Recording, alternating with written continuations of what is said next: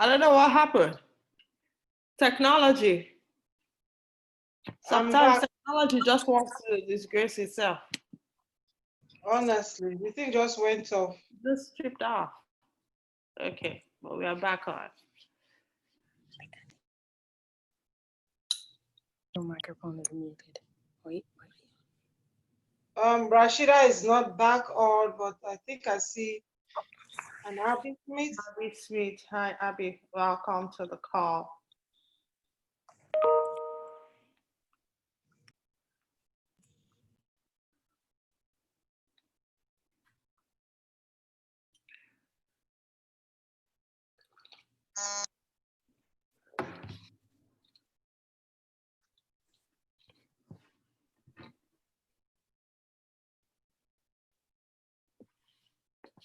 Okay, I think I have Rashida.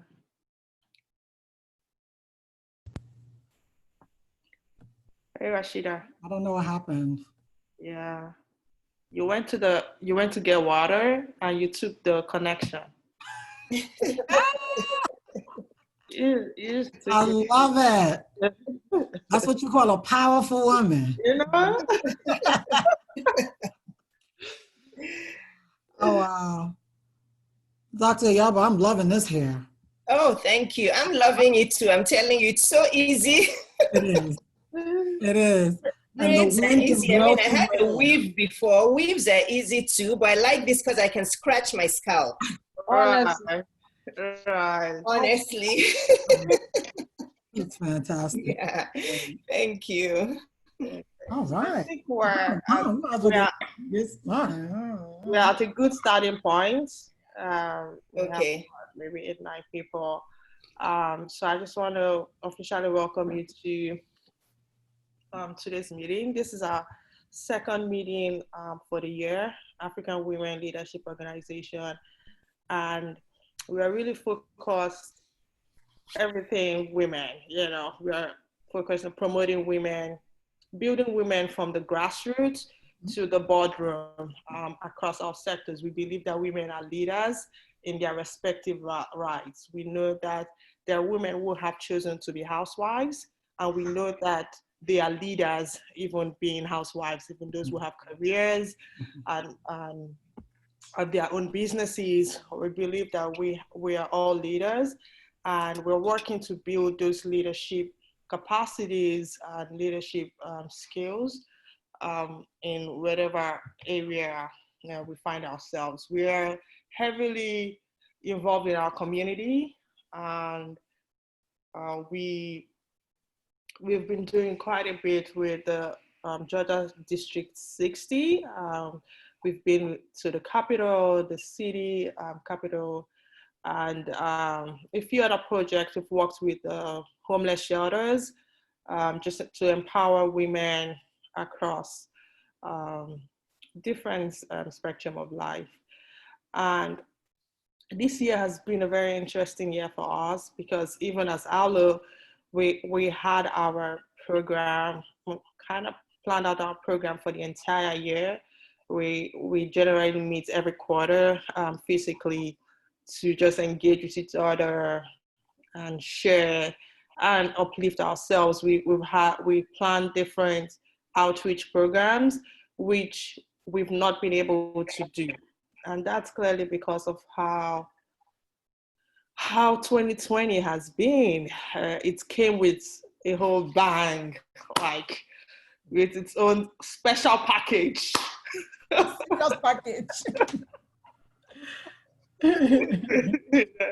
So we were taken aback, and I would still say that a lot of us are still trying to figure it out. What is the new normal?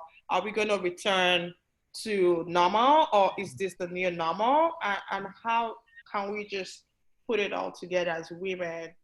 And so we agreed to bring in Dr. Iyabo to just share some insight with us.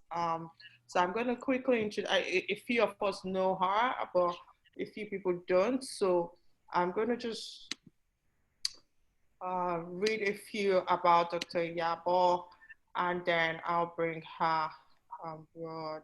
So Dr. Iyabo is a pediatrician. She's dedicated her medical career to caring for children and for teaching medical students. She's also passionate. She's a writer, an author.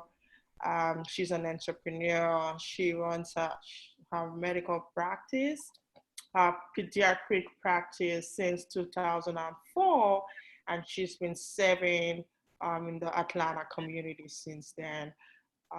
She lives in Atlanta with her husband and her daughters and her stepsons. So, Dr. Iyabo, we're super excited to have you today. Thank you. On this call. We would just like to, so the format would be, we'd like you to just share your general thoughts around the issues and we being women, and then we'll take a few questions. And, okay, so over to you. Okay. Hi, everyone. Hi, lovely ladies. Nice to see you all. Nice to see you. I'm not sure. I think some of you already follow me. I'm very good with faces. I may not remember names, but nice to see you all here. So like Isi said, this year has been quite interesting, but through it all, we still have to thank God. So yeah, it's through all these challenges and through all the roadblocks, like I call them, that we can grow as people. If life is always good, then we're not really going to grow and we're not going to find any lessons. So, and that's why I love the book that I wrote, because it helps through every season in life.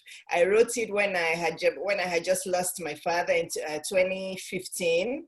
And I wrote it from losing him, from going through my divorce and all that. But when I go back and read it myself, I realize that it's a book that can apply to every kind of roadblock or curves and bumps in life. So this is a really, really opportune time to read my book. Again, this is not a big, read my book thing, but I do want to say that without peace in life, there can be fulfillment.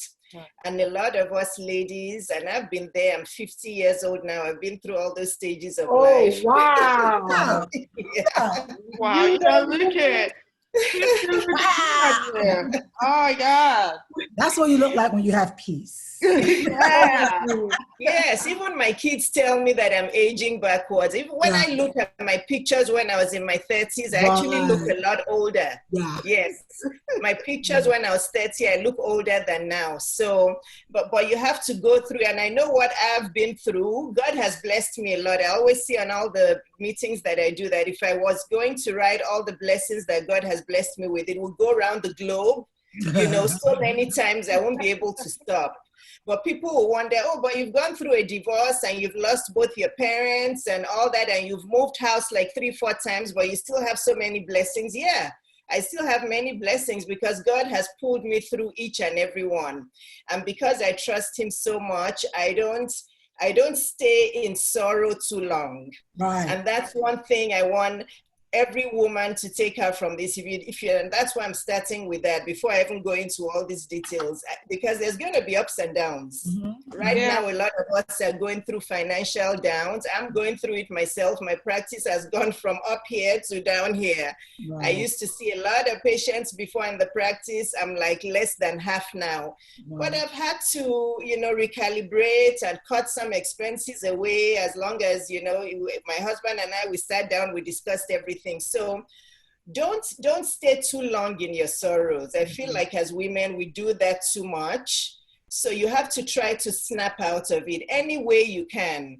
There's always ways. You can call your best friend and have a chat. You can open your Bible and read it. You can cry. I feel like crying actually helps. Don't try to be that strong woman who doesn't cry. Cry, let it out. Go for a walk. Stand up and dance to your best kind of music, but don't stay in sorrow too long, please. That's one thing I want to please beg women, because I feel like we stay in sorrow, we worry about our kids, worry about ourselves, worry about the future, your husband, everything, your job, and then you don't have time to take care of yourself. Worry has never solved any problem before. It doesn't solve any. So please, I wanted to start with that because I see that really holds a lot of women back and it steals their joy. So this year has been interesting. It started with COVID. and then it's again, then, you know, police brutality and all that. I'm going to go into that a little bit more. But everything that has been happening has really affected us Blacks a lot more. And I know that even though the police killings are mostly Black males, we Black women carry a lot of the brunt. We're married to them. Well, I'm married to an English guy, but I was married to one. And, you know, I have a lot of Black men in my family, you know, so we as women, we carry the brunt of it on our shoulders. We have Black sons, we have neighbors who are, so, you know, as women, there's a lot of all those things on our shoulders. We hurt, we go through pain. And then COVID itself, like we all know, yes, there's been how many deaths now in America? Like what, 105,000 or something, or 115, some ridiculous amount. It's disproportionately affected us Black people than white people. And these two things that are happening, it's very complicated. I'm not going to get into all these complicated things. That's like another topic for another day. But I divide them into two things. I divide them into individual causes and group causes. And when I say group, I talk about the government, local and federal government, the community, legislature, all that. I'm not a politician, I don't know all the terms, but I focus on individual. I don't get too carried away with what the government is doing, again, I'm not saying if anybody is on here and loves to protest, that's fine, but I just know that my gift and my role is not protesting. My 22-year-old daughter is probably out protesting as I talk. She has her own apartment. I've told her, be safe, be careful, but she's very into it. But that's her passion, and I can't stop her. But we all have a role to play in this. But I always tell her, Rennie, even if you're protesting, take care of yourself. You can't put the whole emotional pain onto yourself. So COVID is affecting Blacks more, and as Black women, again, you know, we're in it. I don't know the ages of people here, but from middle age upwards, because of all the health disparities, because we don't have as much access to healthcare, because of all sorts of reasons. But we have to remember there's the individual reasons. I'm somebody that likes to put people to the challenge of being responsible for your own life. You can sit here and complain from now till eternity, or complain till you go blue in the face about what the government is doing, about what your neighbors are doing, about what your friends are. You know, you can complain about all those things forever, but it's not easy to change people. It's not easy to change legislation. So that's why I tell people that another gem I want you guys to take from here is the 80-20 rule. When we talk about the 80-20 rule, we talk about that rule when we talk about eating. I'm sure some of you may have heard it, that you try to eat healthy 80% of the time, and then 20% of the time you can have treats, right? If you haven't heard it, well, you're hearing it for the first time. If you really want to nourish your body, because food is medicine. And that's one thing as Black people we need to be cognizant of. I'm doing a series with Agatha Achindu, and we're talking about how to eat healthier in the Black community. So I won't go into too much detail, but you guys can follow me so you don't miss that. But 80-20 rule. So 80% of the time, eat wholesome fruits, veggies, whole grains, small portions. Then 20% of the time, you can enjoy your treats. Mine is cake and ice cream. I love my cakes and I love ice cream, but I don't binge on it too much. And then with what's going on in the world now, we also have to apply this same rule, this 80-20 rule. Take care of yourself 80% of the time, and then worry about all these causes outside of you 20% of the time. Because, you know, otherwise you'll get burnt out, you'll get emotionally drained, and you will just break down, because these things are all these killings, racism, prejudice, it's very emotional. You know, it messes with your brain, and it can really send you into depression. So 80-20. I didn't get the proportion. What is 80? Is 80 the emotional baggage? No. 80% is taking care of yourself, and I'm going to go into how to take care of yourself. So 80% of the time, you have to focus on your self-love. With that 80%, I'm including your family. Yeah, I'm including your family, your husband, your kids, but out of that 80%, 60% should probably be you. For you, yourself, it should be more than 50%. Doctor, is that really possible? Yes. It is. And I'll tell you the simple ways. As women, we always think it's not possible. Right. But you have to, otherwise, you age fast, you'll get sick, you won't be able to be productive at work. You know, it's all sorts of things. You won't feel like that sexy, sensual woman for your husband. You won't want to have sex. I hope we're all adults here. Yeah. If you don't take care of yourself, it's a vicious cycle. All those things. Yeah. You know, so, you know. Okay, doctor, sorry to cut you, but when you have... Please cut me off anytime. I like it. Yeah. Yeah, you have like a 7 to 7 job 5 times in a week. How can you take away 60% for yourself? Because, I mean, the job is actually for the family. If it were me, I could chill, work 3 days, and then I'm okay. But you know, you have this family to lean back, and you have 7 to 7 for 5 days. How do you take away 60%? Okay, so one first thing I want to say is that 7 to 7 job is not compatible with you can't do that for a long time. It's okay, you can do that for a season, it's fine. I've done it before, but I knew when it was time for me to change my schedule because my body was talking to me. I was tired, I was angry all the time. You can do it for some time. Yes, I understand finances, you're trying to get a house, all that. Because I did it. When I just opened my practice, my day started from 5 a.m. and I would get back home from the practice around 6 or 7 p.m. And when I got home, I still had to warm my husband's food. You know, us and our Nigerian men, you know, God help us. But there's lovely Nigerian men, but the super traditional ones, they don't want to lift a finger. So I still had to warm up his food or cook his food. I would still be in my shoes. And then I'd have to tell my kids, have you done your homework? Let me check. What did you have the babysitter? So the schedule you're saying, Ulama, I've been there. I tried my best. So what I would do is I would read a book before I went to bed. In the morning, I'll wake up like an hour earlier to read my Bible.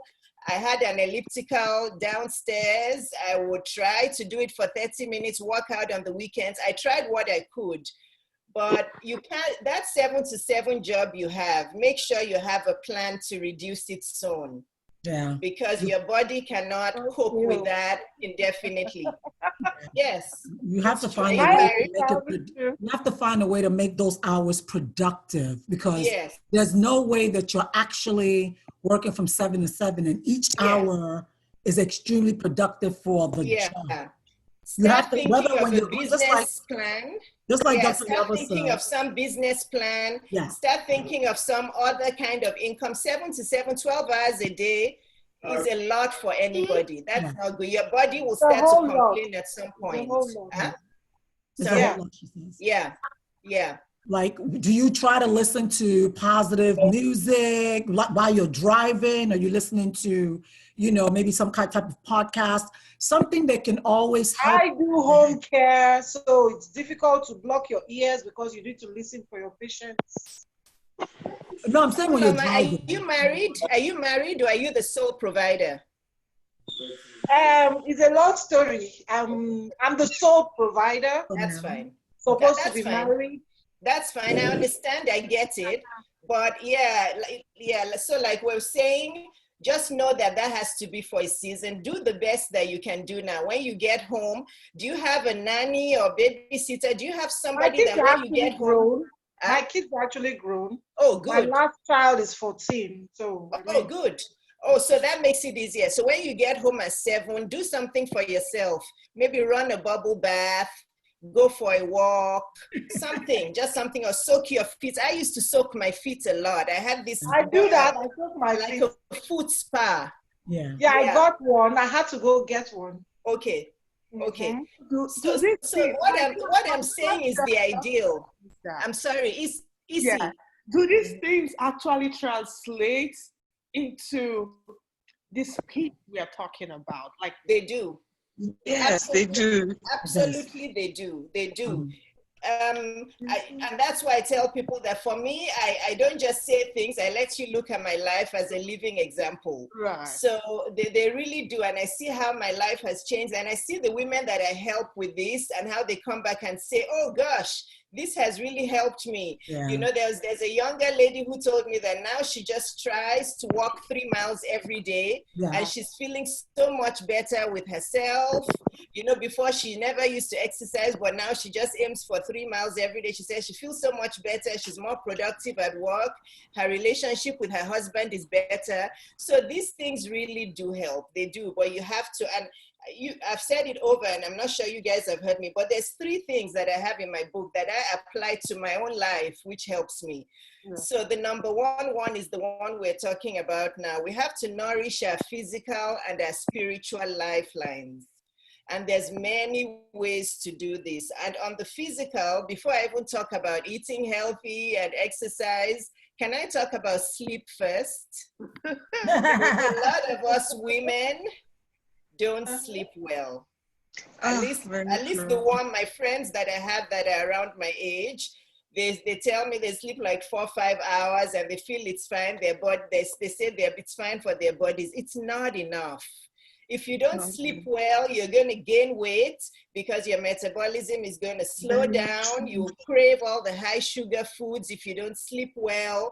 You won't feel like exercising if you don't sleep well. So we have to aim for 8 to 9 hours. 7 is okay, but I don't like saying 7. I always say 8 to 9 because I know if I say 8 to 9, then we'll all aim for 7. Yeah, and try to sleep at the right hours. Some of us women go to bed at 1 a.m. Wow. I don't get that. I'm in bed by 9:30 at the latest 10 o'clock. At the latest. Dr. Iyabo, let me ask you and I both go to bed at the same time. Because Rashida, what did you say? You see, Mama, why are you sleeping? Rashida, allow me sleep. Who says that? No, Dr. Iyabo, no. Let's be, when you were, I think now after your practice and everything, maybe you're able to do that, but were you able to sleep 8 or 9 hours when you were? Exactly, when you were starting. Yes. In medical school. You can ask my friends, yes. Sleep has always been my priority. I've never had insomnia as a problem, but sleep has always been my priority. Even then, as soon as I was finished with my routine, I was in bed at 9 o'clock. Yes, I was in bed because I know that if I don't sleep, that the next day, that's when I want to eat all the junk. That's true. I listen to my body a lot because when I don't sleep, that's when I want to eat this and Indian food, and I stop here to get cake, and I want all the super greasy, super bad foods. But when I sleep well and I eat my veggies and fruits, I'm okay. So you have to organize yourself. A lot of us women sometimes say we don't have enough time. But if you really look at what you're doing during those times, sometimes we waste a lot of time doing things that are not important or necessary, like watching social TV. media. Like social media. We'll say we don't have time, but we're scrolling down Instagram for hours. So sometimes it's just work, basically. Sorry? Like sometimes it's just work, basically. Like you may be so choked up with work. For example, my past job, I used to leave my house by 5 a.m., then get back by 10 p.m. The next day, 5 a.m. again. Oh, wow. Then Saturday, I'm working too. So I can totally relate because I gained a lot of weight. I wasn't eating right. And it also affected my breathing too. Like I couldn't even get up a flight of stairs. I would just start panting. Right. But I just told myself that was not the life. So I had to resign. Then I got a job closer to my house.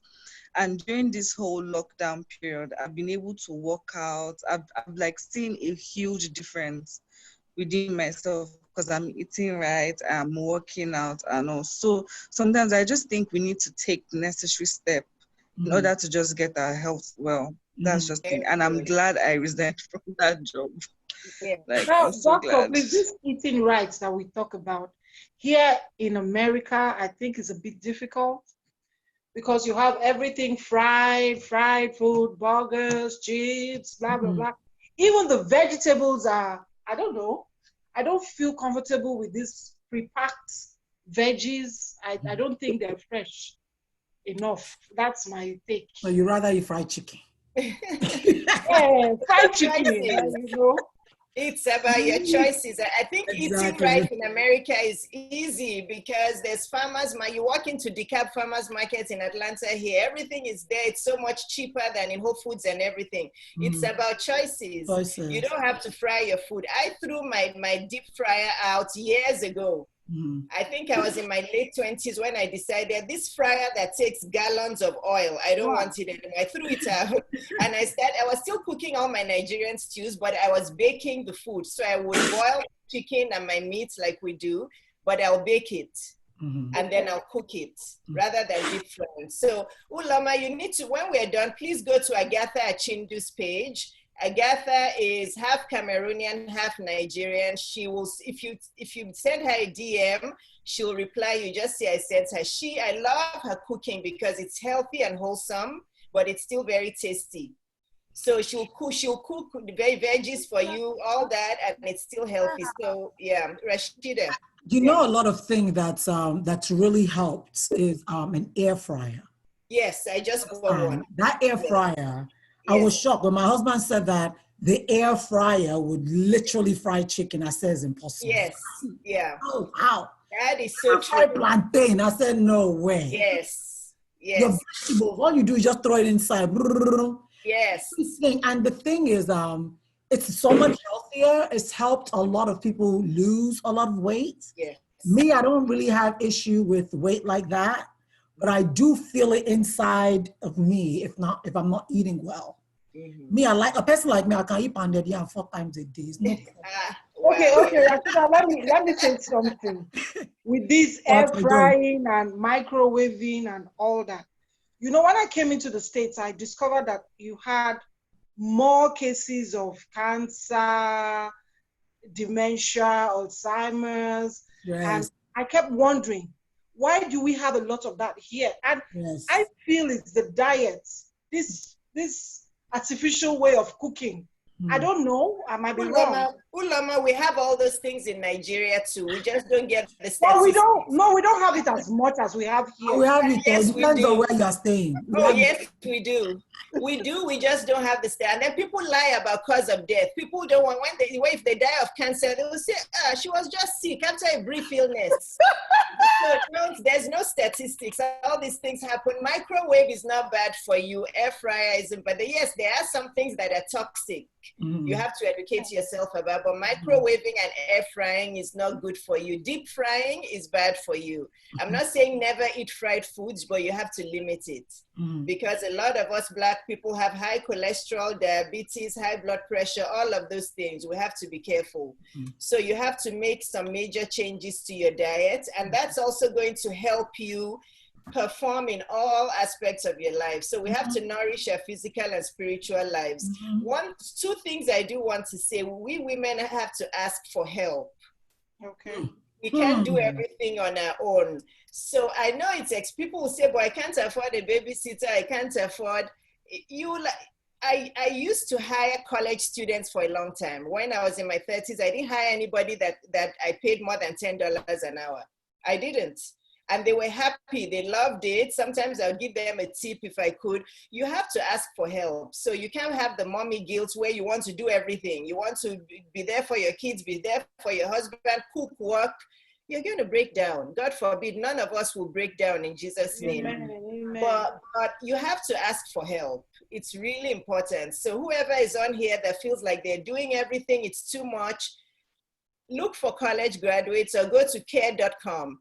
You have to do your due diligence. Please do their criminal background, check their driving history, all of that. Check everything and pray over your kids. But ask for help. When I was tired, when I was working from 5 a.m. to 7 p.m., I had somebody picking up my kids from school so that I didn't feel I had to be running around. So she would pick them up from school, take them home, make sure they do their homework, get their lunch ready. So when I got home, all I had to do was show me your homework. Have you done it? Have you? Give them a hug. How was your day today? So you have, aside from your husband, you have to ask for help because some of you also get mad at your husband. Some of us, some of us get mad at our husbands that he's not helping, but he has to work too.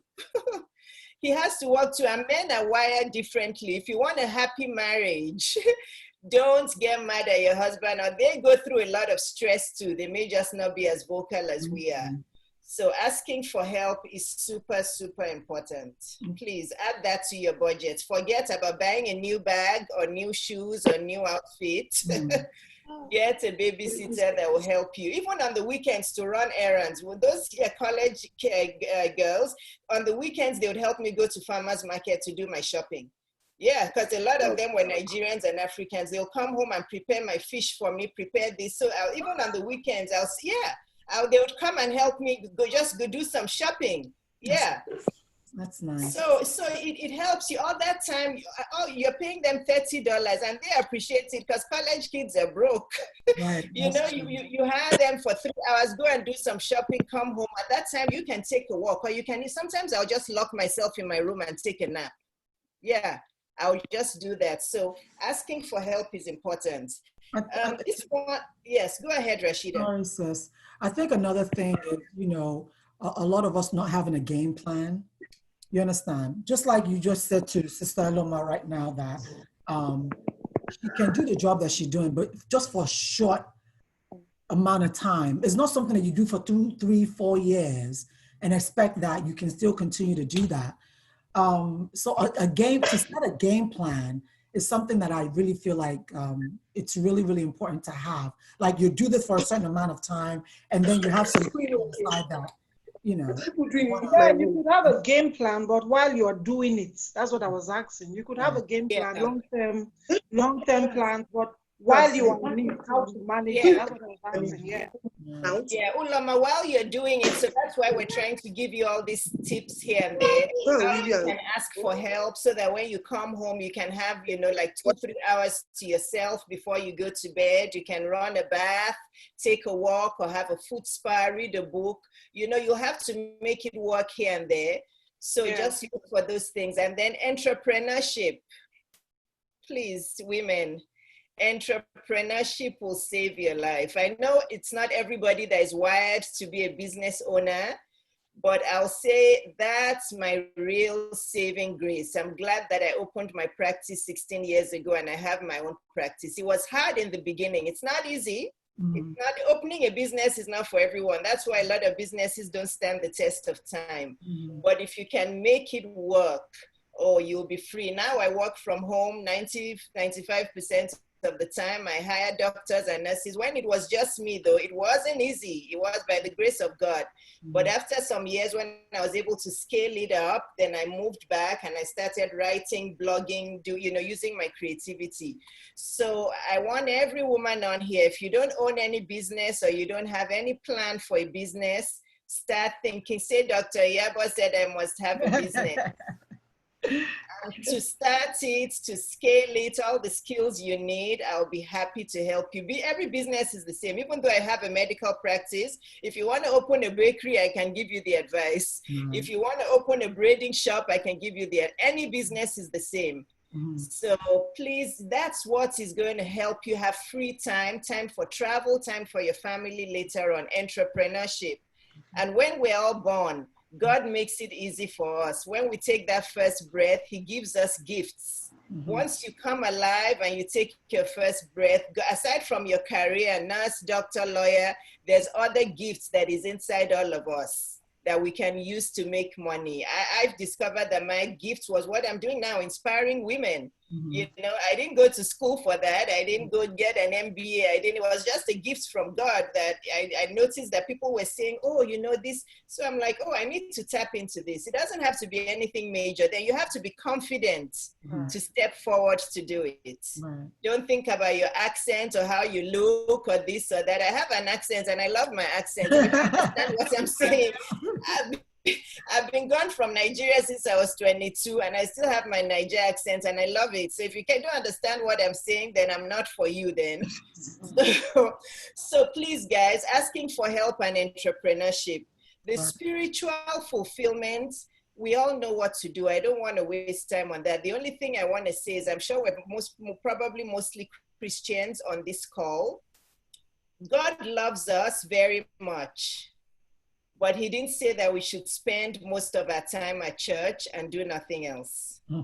So let's be careful about that. You don't have to spend 99% of your time at church or 99% praying before God hears you. If you wake up in the morning and you say, God, I need you today. You're my light and my salvation. Help me today. He's heard you.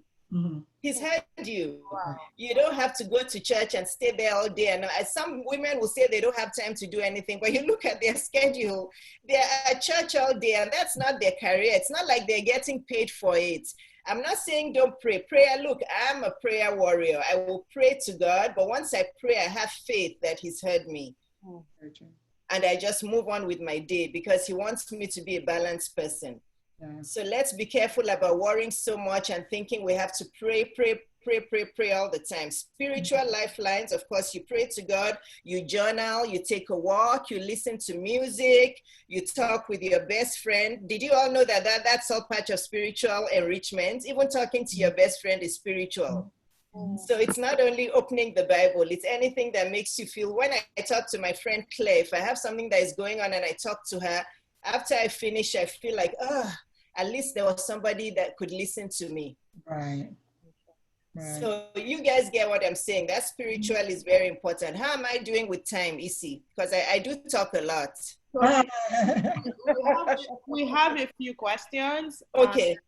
So at this point, we'd just like to interject and take these questions. Okay. So someone had asked for the Instagram handle for Agatha. So yes. If you could maybe put it in the chat if you have it. I'm gonna do it now. Yeah, I'm doing it right now. So that like people can just and please tell you I sent you so that she will because she gets a lot of messages, of course. Okay. So if you just say from Dr. Iyabo, Yeah. And we are doing a Zoom series. We did one already. If you scroll down on my page, with the first one, you can listen to the video. Instagram, your own Instagram. Oh, yeah, mine? Yeah. Please, let's follow Dr. Iyabo so that we can keep track with all of her series as well. Yes, thank you so much. So I think the second question you spoke. This is my own personal question, and you spoke about accents and how you still go forward, speaking like that. I just published my book, and then someone invited me on a podcast, and I noticed that after when they published the podcast, they actually underneath the podcast, they're actually writing in English what I was saying. And you were speaking English. That's my knowledge. Is that? It's fine. It's fine. Yeah. No, but it's okay. So I'm so sad, and I was going to share this today.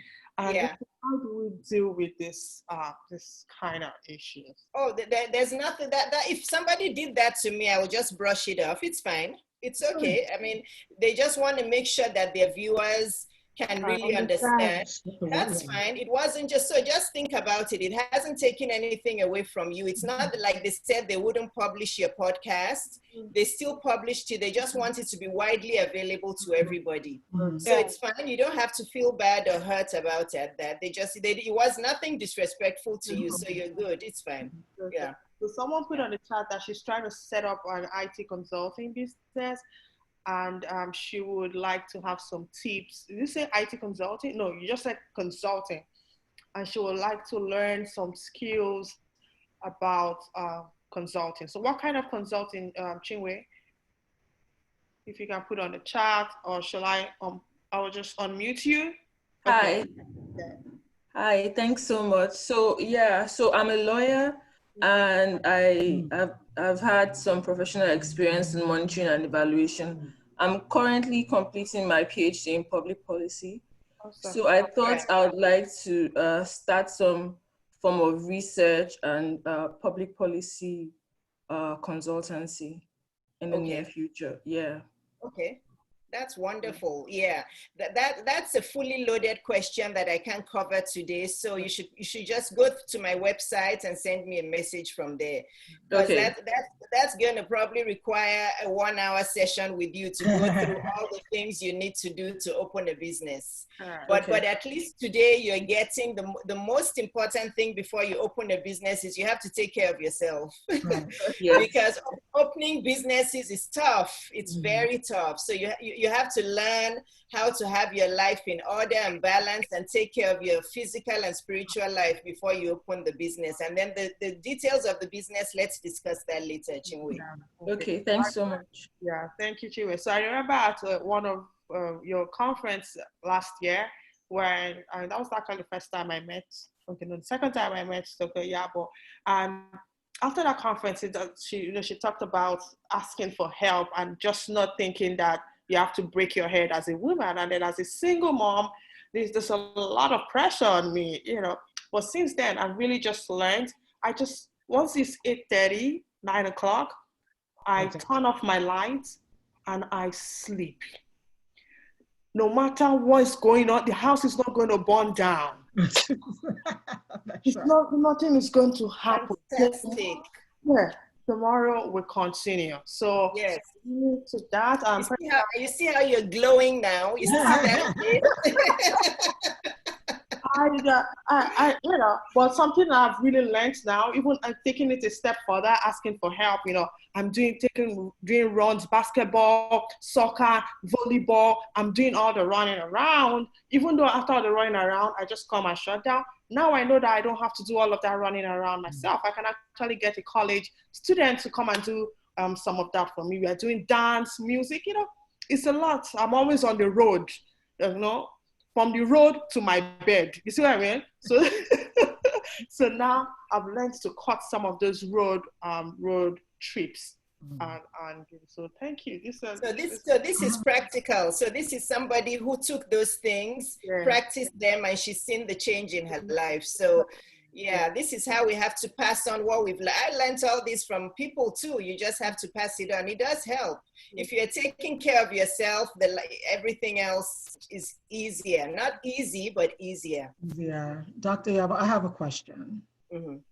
Okay. So my question really goes down to all this, Black Lives Matter and everything. And some of the questions that I received on my talk show was, Rashida, why does it seem as if the African community are very, very nonchalant about what's going on with the Black African Americans that are in America? And they don't see much of us out there and stuff like that. And I love the way that you said that, you may not be protesting from like being out there with them, but you have your own way of protesting. Now, and I did look around to a lot of our Africans that are here in the diaspora. And it does seem to me that it's not like they don't care. I think it's more of they don't know what to do or how to do, or, so my question to you is, finding that peace in the midst of this storm that we're in, how can we do that without it seeming that we're very nonchalant about what's going on? Because I have sons. I have sons. My husband is Black. How can we find peace in the midst of all this right here? So I still say it's the 80-20 rule. That's what I'll still say, because if each individual if as each individual we're not better people, the world won't be better. So if I don't spend more time taking care of myself, it's not selfish, taking care of my insides, helping you see how we're here, this is a small community, right? I don't know how many of us are on here, 10, 12, then all of us 10, 12 will go out and spread what we've learned today to another 10, 12, 10. That's how you change the world. So for me, where a few people have kind of mentioned that in awkward ways to me, like I'm not doing this. I don't say Black Lives Matter that much on my page because what I'm doing on my page actually helps Black lives a lot. It has helped a lot of Black women, but I don't have, posting Black Lives Matter every day is, you know, talk is cheap, like I say. I'm more of an action person. I don't have to post people. So when they come to you and say that, just say, I'm helping in my own way, but I don't have to be out there. I'm 50 years old. I can't be carrying a placard around. You know, that's just not what God has called me to do, but God has called me to minister to young women and to women, and I'm doing that every single day. My husband is always like, what are you writing again this morning? As soon as I wake up, because that's when God talks to me, and if I don't catch his voice early in the morning, I miss it. So I've trained myself. Once I wake up in the morning, once I've cuddled my hubby a bit, I get my journal on my phone and I start writing what God is telling me to post. All those posts you see, I actually believe it's God that tells me. In the morning, I receive messages from God quickly, but once the morning passes and I miss that time, I don't hear from God. So I'm playing my part in Black Lives Matter, and I believe I'm more effective. And don't let what people say, because people want you to, and I've done a video on this. There's many people who are being attacked and harassed on social media because they're not doing what people want them to do. That's part of a problem in this world, bullying people to do so. You do your part. If you have to take care of your kids and your husband, take care of your kids and your husband. If you don't have time to protest Black Lives Matter, open a Bible and pray for the world. That's important. I tell people there's some prayer warriors praying behind the scenes for Black lives. We all don't have to be outside holding placards. So what I'm hearing you say is that we should still stay within our calling of what we're all individually called to do. And that's us playing our own part. Yes. Okay. I still think it's 80-20. 20% you contribute to those causes outside of you, which is part of protesting everything. 80% is your individual, because the world is not going to change until each and every one of us does the work to change. Because it's not that easy to change people. I can sit here from now till eternity, talk about Trump and the government and everything. What does that do? Exactly. You know, so yeah, that's what I think. Does anybody have any thoughts on that? It's not selfishness, because you know, if you're not strong, if you're not healthy, you can't have time to you don't have energy to protest. Yeah. Someone actually called me and said, so are you not on the streets? I said, no, I'm not on the streets, but I'm actually helping Black lives. And I said, how? So in the midst of all of this, the company I work for, Accenture, they've put a quota to hire Black people, and it's going to be in effect from 1st of July. They're going to be hiring, maybe 2,000 Black people before the end of the year. And so my duty is to make sure that we bring as many Black people into corporate America.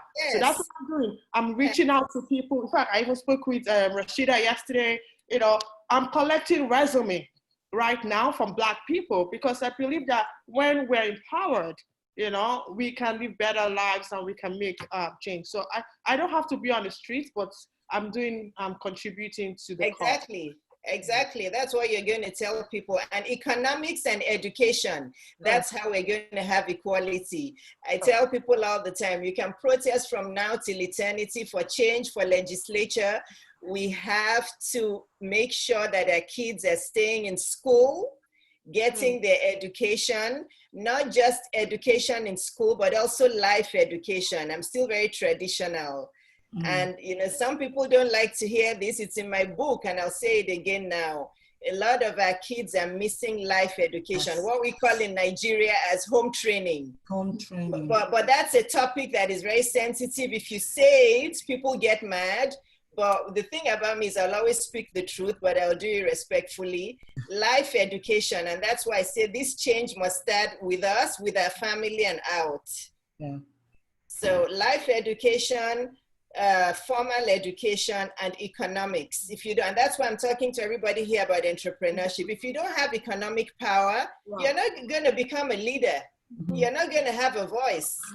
So protests are good, they do work, but I hope all those people that are protesting, I hope when they get back home, I hope they're spending 80% of their time to improve themselves. So if there's anybody on here who knows somebody who's protesting, please give them a recording of and now, if somebody comes in and tells me that what you're saying doesn't make sense, I'm a very easy person. I'll say it does make sense. It does, it does. Because if you're protesting from morning till night and you get home and you're not doing anything to improve yourself, nothing is going to change. The whole world is not going to change for you. You have to first change.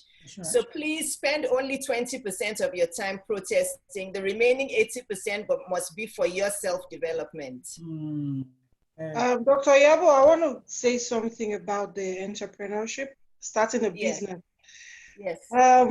I see most people wanting to start a business all by themselves, and it's difficult enough to take care of yourself and your family and your job and then start a business. I think we should think about collaborating with people of like minds, people that have similar kind of dreams, and then 2 or 3 people get together to start a business. How is that? Be careful what you wish for. Be careful what you wish for. Collaboration with business is good, but it's tougher than being on your own. Wow. It's very hard to open businesses with people. It's very hard. Everybody has their different personalities. I've heard many horror stories. I had a business with my ex-husband. Even that was a horror story because we had different personalities with that. So, but some couples work together well. My mom and dad were in business forever, from their 20s until they passed at 80-something. They put everything out. So collaborating with people, you have to be careful because personality clashes. You may be somebody who has borderline OCD like me. I'm a perfectionist. Oh. So I'm a perfectionist. I go to sleep, I write all these lists, I do this, I do that. Imagine if I go into business with somebody who's like, that's fine now, let's do it in 2 weeks. Then you be the strength. You become the strength of that person. No, she'll be the person doing everything. The other person won't do anything and you'll just be mad all the time.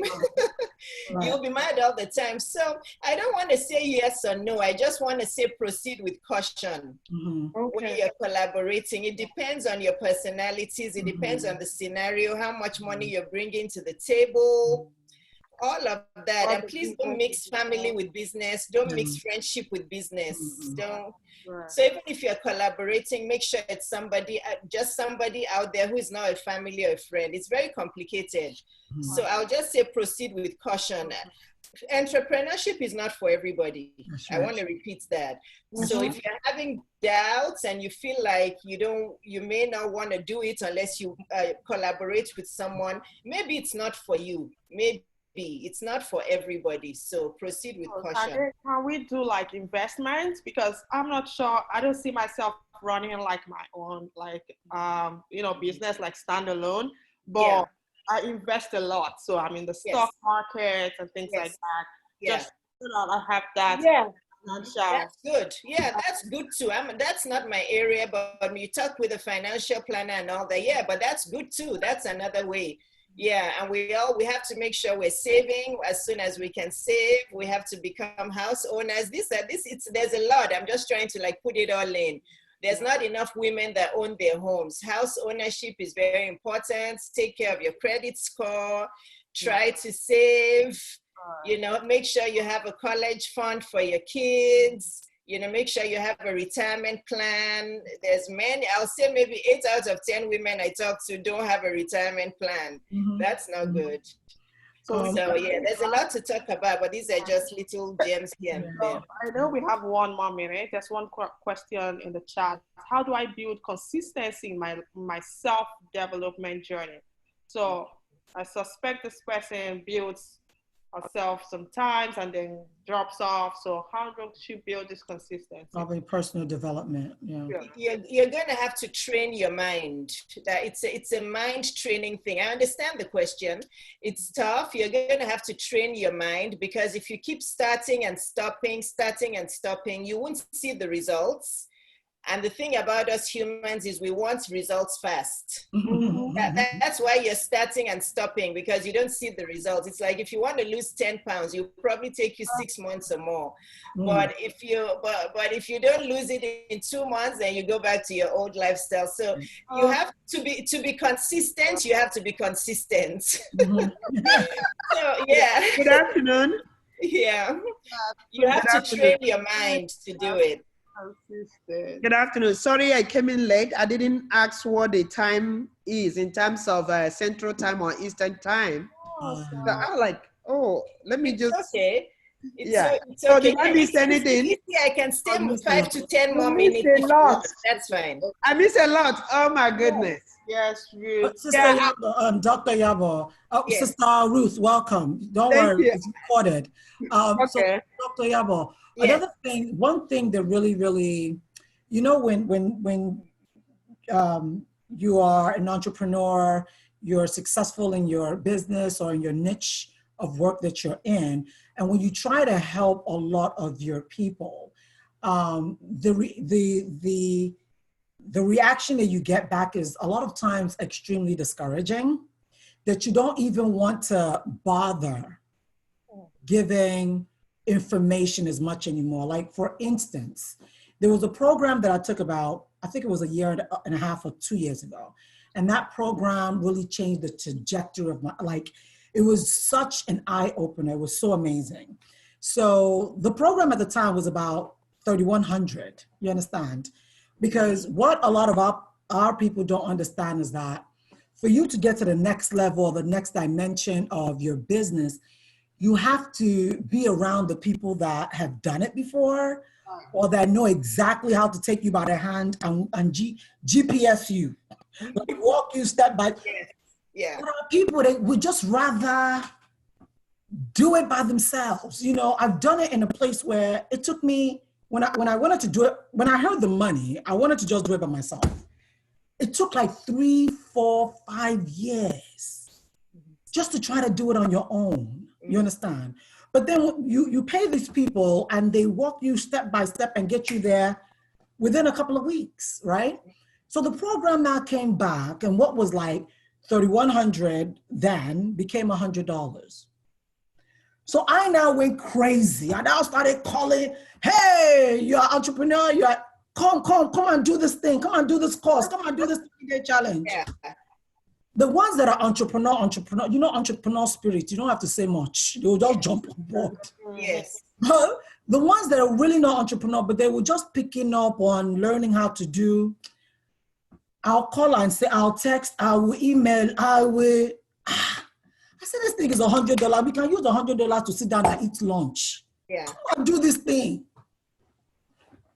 And it just became extremely discouraging for me. And the Holy Spirit had to tell me, Rashida, those that would do it, don't kill yourself. There's nothing you can do. You understand? Yeah. But it gets so discouraging. And a lot of times I hear people say, please, when you get information like that, just give it to people that you know will do. Those other people, they are not ready.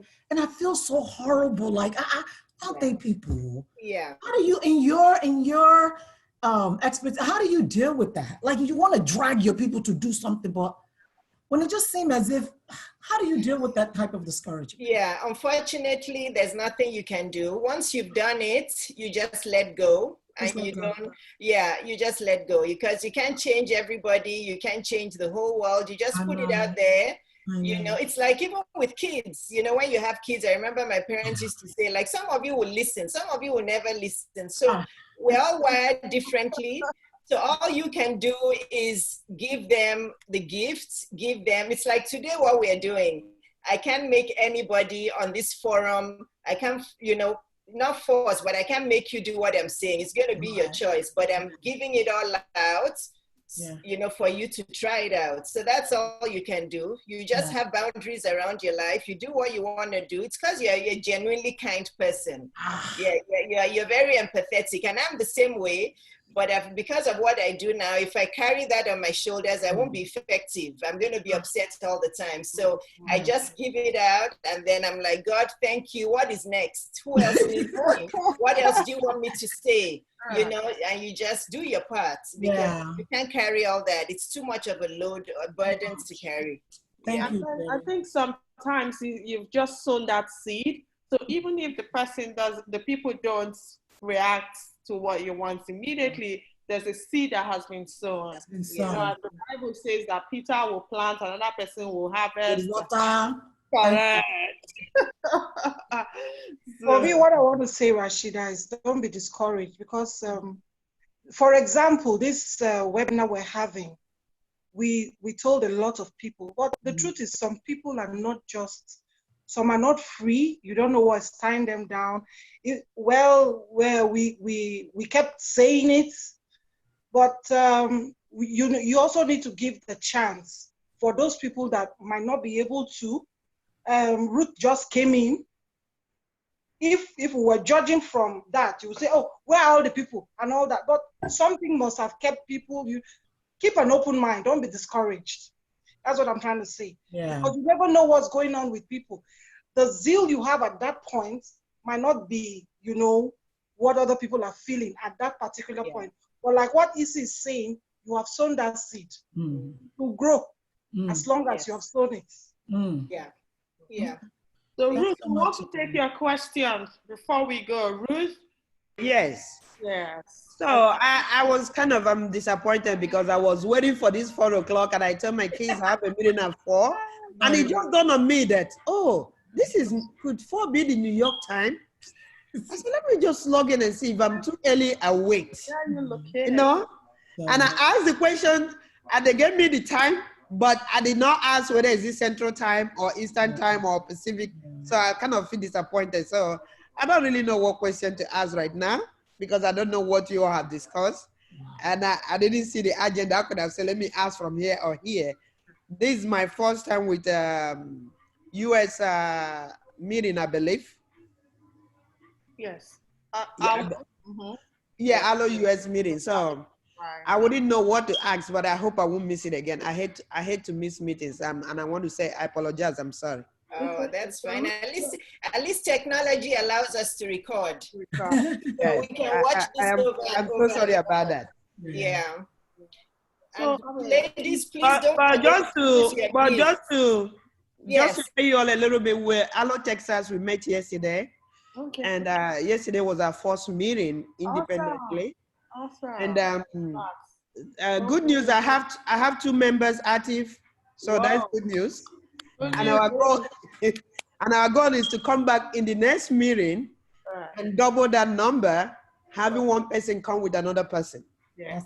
So that is our target, and we want to move ahead, following Texas law, to go ahead and legally formalize our organization in Texas. So we reach out to people who did not attend, who I anticipated will attend, but they did not attend. So I will reach out to them one-on-one, because one of the things, like me, I'm a fair person, and I encourage inclusion and diversity. So right now, the coordinator and the assistant is Nigerian. So I don't want to bring in any Nigerian again in the leadership per se. So we're going to reach out to some other people that could have attended the meeting for whatever reason, like Ms. Olama was saying, they could not attend the meeting. So the first step, the first project we want to do is to go ahead and formalize the organization in Texas through legal proceedings. Okay, thank you. Yeah, good job, Ruth. I mean, we've incorporated here in Georgia, so if you need any help, always reach out to me.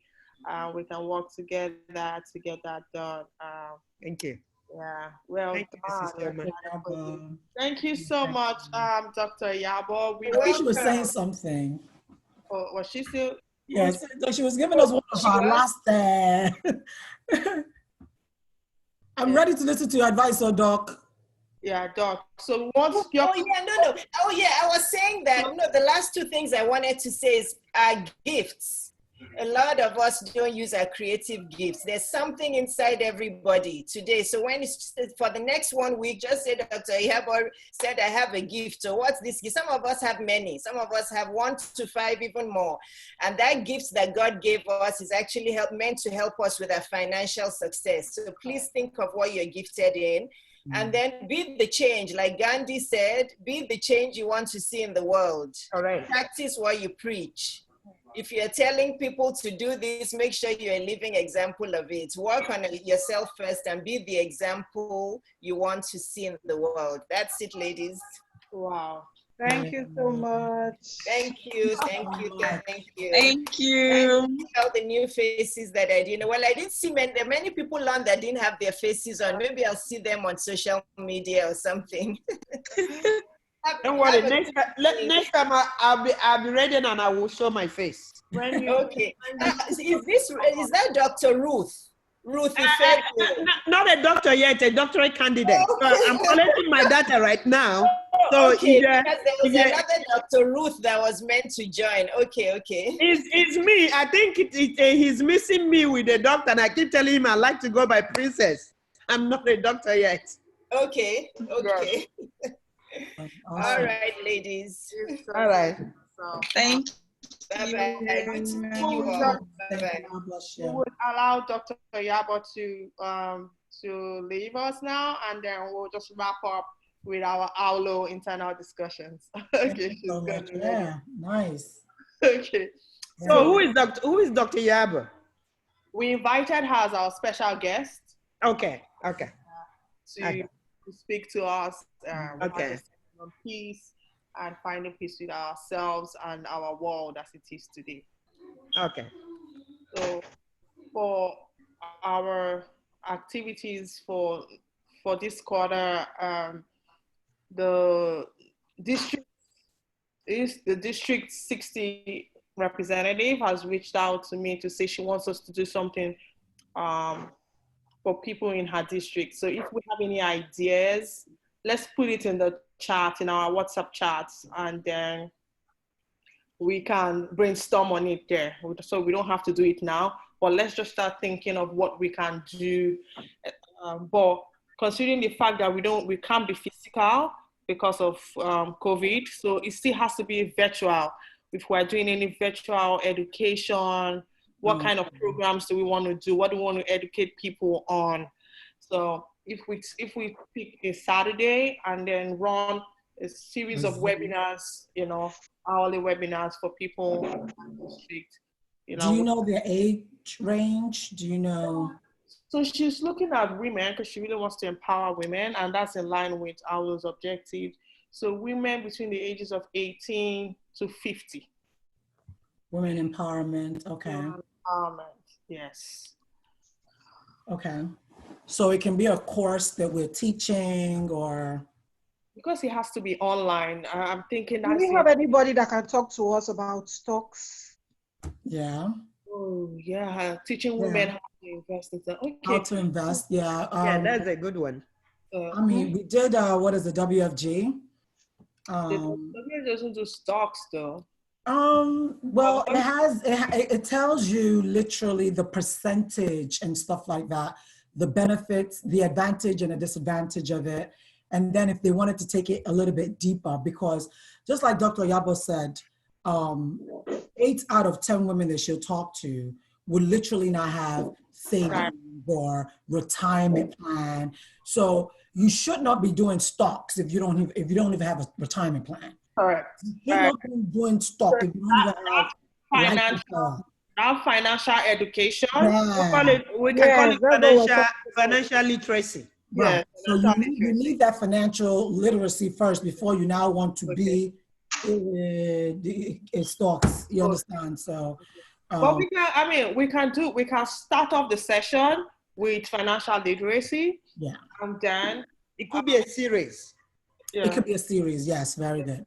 We take on something on stock. Very good. I just started trading stock in the last 2 months, and it's been phenomenal. I don't know. Last year I started. I don't know why you want to get into stocks, and I invested, so I don't know what I'm doing. there's a lot of courses that you can take. It's just that the advice is that when you are a particular age, there's a certain amount that you can play around with, and there's a certain amount that you want to be very, very careful of. If you're in your late 20s, you can be taking 1,000 and be dumping and doing whatever and playing around with it. But when you're in your late 40s and you're thinking, by the grace of God, in the next 10, 15 years, you want to be retiring, you don't want to play too much with, So that risk tolerance, those are all the things that the financial agency will teach us, and then we can do. Okay, so can we get someone that could talk to us about this? Yes, yeah. So Rashida can handle the WFG part, and then I could talk to the. Can you call it W what? Well. What financial group? The people in the financial industry, I have to tell them which part to come and talk about. So WFG covers all of that. Yeah. Is that World Financial Group? World Financial Group. Okay. So I've been with them for 9 years, so I can literally get someone that I know is very, very good on certain topics. I think I've been with them since 2015, but I just bought I'm just a client. Been trying to take that exam. It has never happened. Okay. I have my life and health. So we'll get someone in that can talk to them about certain things. We'll start and level up a little bit. We'll start right. That's a good one. And take them up a little bit. Yeah. Okay. So that's perfect. At least we have our direction. We are focused on financial literacy. And then I can bring someone on the stock part, at least just to introduce us into trading, how to trade from your phones. I trade every day now from my phone. I guess this year I will come for training before that one, so that we know. No problem. Well, this is a good plan. I told her to come back with us with 2 dates in the month of July. So once I get the dates, I'll put it in the forum so that we can now get our speakers and plan the program. So you're going to get back to me with the dates? Yes. Okay. There's another thing that we can probably talk about when it comes to women empowerment. Just give me 1 second. I have some things here that I've put together. So one of the things that I have in my head while you're looking for that is, especially here in America, is how to teach women self-discovery. Self-discovery. Yes, self-discovery and self-identification. Knowing who you are. That's what Oyinda in our group. That's very good. Yeah, I think that is something that we might want to invest in for our women here in the United States. Mm-hmm. I have several courses that we can pick from. Entrepreneurial mindsets. I have a course on entrepreneurial mindset that we can talk about. Internet marketing course. What is it? There's one that's called How to Build Self-Esteem. A lot of women that are going through not knowing how, to build their self-esteem. It's also about that discovering yourself, self-esteem and self-discovery. Mm-hmm. They have a self-healing course. 30 Days of Motivation. That's a course. Millionaire Mindsets. Let me see. They have a millionaire mindset. They have a billionaire mindset. Can you imagine? I'm a billionaire now, so I need a trillionaire mindset.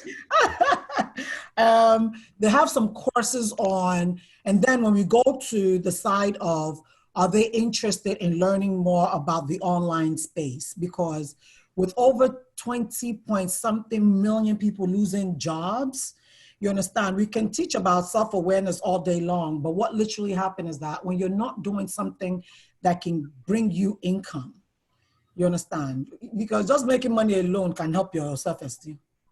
You understand? So courses on that, because I have a private group on Facebook where I educate people about learning more about affiliate marketing, how that is able to literally help you out. So if we look at, do we want to help them to learn more about the online space and how to make, some type of money online, or maybe building a business? Those are also things that we can talk about, because you have to have money to do all the stock market and all that. And just like another challenge I have is the women were leaders, okay, but there are basic tools that leaders are lacking among women. Even like you're talking about online marketing, it's fine, but how will someone who don't even know how to come into the Zoom platform go and market online? Those are part of the training that they get. Okay. Because they'll let you know exactly what type of platform you need to use. Some platforms you don't need to use Zoom. Some platforms you don't need to talk to people. It can be literally there's Zoom, there's StreamYard. Those things are just 3-minute courses. You understand? 3-minute courses. Some of them will teach you how to talk. Yeah, we will teach those courses. Yeah, we'll teach those courses. Rashida, if you can put the list on the chat, and then we'll start deliberating on it, so we can maybe narrow it down to 4. I'll break it down into series so that we can take all of it. Yeah. Okay. Thank you so much, wonderful women of what, for your time today. I will share the video with everyone. Thank you so much. Thank you, Ruth, for joining us. Shida. Thank you so much. Right, cheers, people. Our able president. Thank you. Thank you. Take a picture. Did you take a picture of everything? I took a picture, but let me take of these special moments now. The final. Because I did make up Rashida. Now, wow. She has done her makeup. I know that this thing was going to happen. You don't plan yourself. See you now. Have you ever seen Dr. Elisha looking somehow now? Don't worry. Next time I will plan myself. Don't worry. Yes, I'll be looking forward to it. So, Mrs. Sioma, can you utilize our emails where in our meetings we can send it in the calendar on our emails? Yeah. There's email marketing. We can add. I mean for our communication. In addition to the WhatsApp, can we do a lot of communication through our emails? Like this meeting, if it was in the email, I know it will not allow you to pass without looking at the timing, and it can send you an alert. I agree. Our secretary will set up a time so that we can look at I know I set up Google groups, and everybody's schedule is on that Google groups, so that we can also be passing out information on those Google groups as well as WhatsApp. Because if somebody loses their WhatsApp, that information is still in the email. Good point. Because if they register on the Zoom, what happens is that Zoom will naturally send them a reminder. Yes. Well, no, I don't think everybody's registered on Zoom. They should register on the Zoom. That's the only way. Because when you set it up, because when you set it up, you do not say the registration required. Yeah. The next time, that's what we do. Yeah. Next time. Thank you so much, Sister Ruth. And well done on Texas. Okay, Princess Ruth. I wish you guys the best. Sister Rashida. Thank you. Which chapter are you? We're all in Atlanta. Georgia. Oh, Georgia. Oh, wow. Wow. Okay. All right. I will come back to Georgia sometime. I was there last year. Oh, wow. Did you like it? Where are you now? You're in New York? No, I'm in Texas. I'm in Dallas, Texas. Yeah. All right. Okay. Okay. Okay.